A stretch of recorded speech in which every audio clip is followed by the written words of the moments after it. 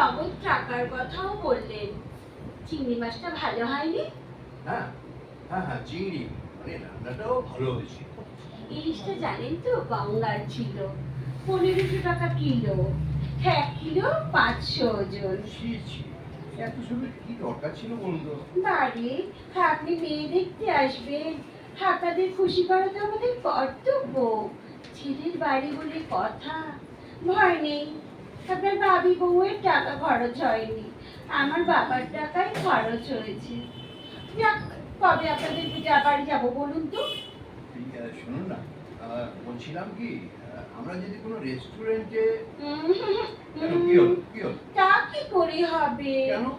লোকেশনটা দেখে আসতে হবে না? আমি যে বাড়িটায় বিয়ের পর থাকবো, সেই বাড়িটা কেমন তা দেখে নিতে হবে না একবার? যদি কোনো অ্যাডিশন অল্টারেশন করতে হয়। তাহলে